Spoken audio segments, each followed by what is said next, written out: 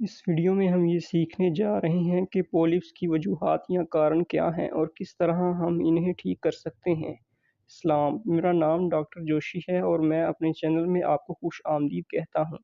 جب ہم پولپس کی شناخت کرتے ہیں تو ہم ڈاکٹروں کے پاس پولپس کا علاج صرف اور صرف اس کا آپریشن کر کے ختم کرنا ہوتا ہے، لیکن مسئلہ یہ ہے کہ جب ہم اسے نکال دیتے ہیں تو یہ پھر سے ہو جاتا ہے، اس لیے آپریشن اس کا حل نہیں ہے۔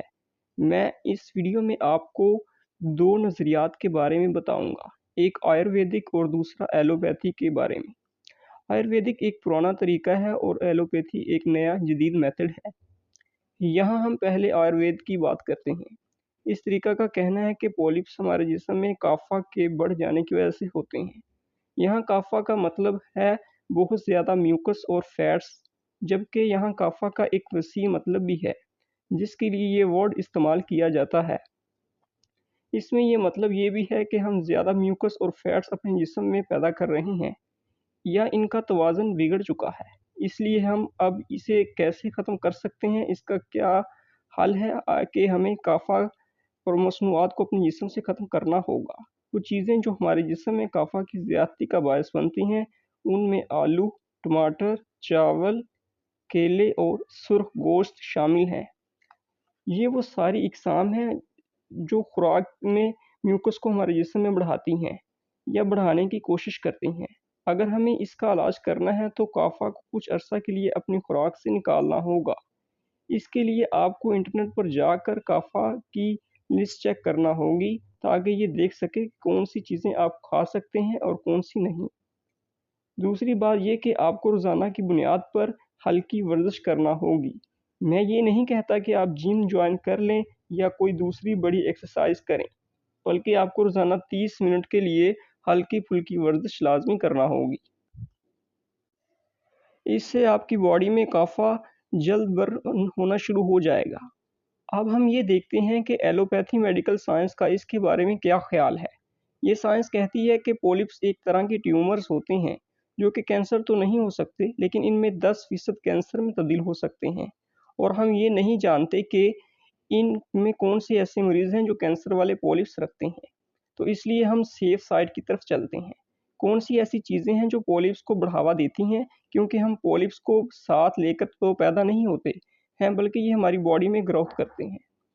لیکن یہ کیوں بڑھتے ہیں؟ اگر ہم میڈیکل سائنس کی گہرائی میں جائیں تو یہ کہتی ہے کہ یہ زیادہ گلوکوز کی زیادتی اور ایسٹروجن امبیلنس کی وجہ سے ہوتے ہیں۔ یہاں ہماری باڈی میں ایسٹروجن ہارمون کا توازن بگڑ جاتا ہے جس کی وجہ سے پولپس بنتے ہیں۔ اب ہم یہ دیکھتے ہیں کہ کب گلوکوز ہمارے جسم میں بڑھ جاتا ہے اور کب اس ہارمون کا توازن بگڑنے لگتا ہے۔ ناظرین، یہ اس وقت ہوتا ہے جب ہم زیادہ کاربوہائیڈریٹس اور فیٹس والی غذائیں اپنی روزمرہ زندگی میں استعمال کرتے ہیں۔ اس سے ہماری باڈی کا گلوکوز لیول بڑھتا ہے اور یہ اصل میں انسولین کی وجہ بنتا ہے۔ اب ہمیں کرنا یہ ہے کہ اپنی باڈی میں انسولین اور ایسٹروجن ہارمون کا بیلنس برقرار رکھنا ہے، اور یہ ہم ان چیزوں سے ہی پرہیز کر کے ہی کر سکتے ہیں۔